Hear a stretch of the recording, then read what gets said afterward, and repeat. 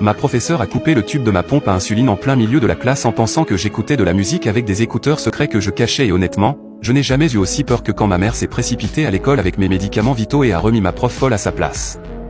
Voici ce qui s'est passé, c'est arrivé quand j'étais au collège, vous savez, à l'époque des écouteurs filaires, donc vers 2011 ou quelque chose comme ça. Je suis diabétique de type 1 depuis que j'ai environ 4 ans et j'utilise un glucomètre continu et une pompe à insuline. J'ai eu un IEP donc tous mes professeurs en ont été informés et que j'aurais besoin de mon insuline à pompe en classe.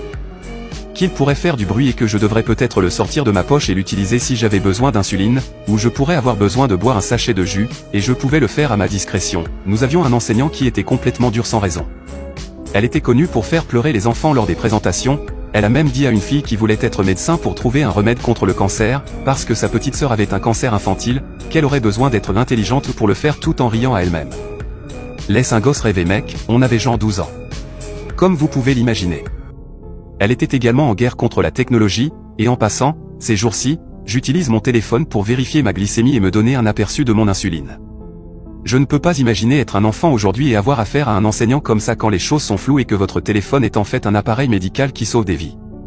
Mais de toute façon, si vous n'êtes pas familier avec les pompes à insuline, le type que j'utilise a un petit tube qui relie la pompe qui contient l'insuline à mon corps qui a besoin d'insuline. Ce professeur aimait aussi être étrangement dur sur les choses. Au lieu d'être comme les autres enseignants et de simplement dire quelque chose comme pas de téléphone portable en classe, posez-le sur mon bureau, ce qui me permettrait de leur rappeler que c'est une pompe à insuline et qu'il dirait généralement quelque chose comme c'est vrai, désolé, elle essayait plutôt de parler abstraitement de ce qu'elle voulait qu'il se passe en se promenant dans la pièce. Donc, ce jour-là, elle n'arrêtait pas de faire allusion aux élèves qui écoutaient de la musique en classe, que vous devriez faire attention à ce que vous faites parce qu'elle peut le voir, que nous. Les enfants, pensons que nous sommes si sournois mais les adultes savent ce que nous faisons. De toute évidence, je n'écoutais pas de musique, alors j'ai pensé qu'elle avait vu quelqu'un avec des écouteurs dans la pièce, et la prochaine chose que je sais, c'est qu'elle s'est glissée derrière moi avec des ciseaux. Il m'a fallu un bon moment pour réaliser ce qui s'était exactement passé parce que j'étais étonné.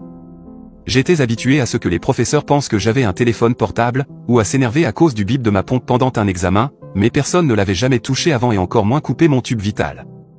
Et c'est exactement ce